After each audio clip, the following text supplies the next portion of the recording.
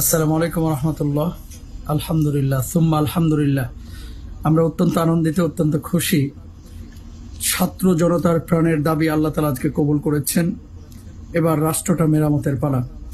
আমরা প্রবাসে আছি প্রায় 20 দিন ধরে। কাবা জিয়ারত করেছি 2-3 দিন আগেই।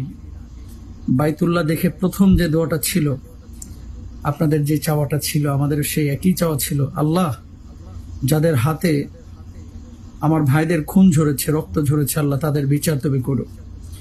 আল্লাহ সুবহানাহু ওয়া তাআলা আমাদেরকে বিজয় দান করেছেন। এখন আমাদের কিছু কর্তব্য আছে।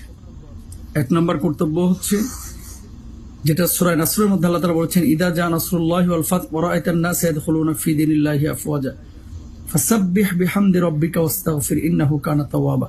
আমাদেরকে আল্লাহ সুবহানাহু ওয়া তাআলার পবিত্রতা ঘোষণা করতে হবে।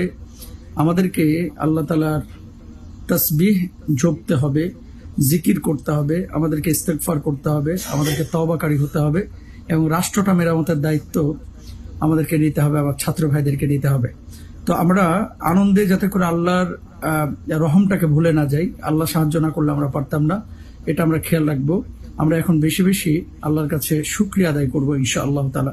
এ বিজয় আমাদের, এ বিজয় আমাদের সবার, এ বিজয় 20 কোটি বাঙালির প্রাণের দাবি ছিল। আল্লাহ তাআলা সেই দাবিটা পূরণ করেছেন। আসসালামু আলাইকুম।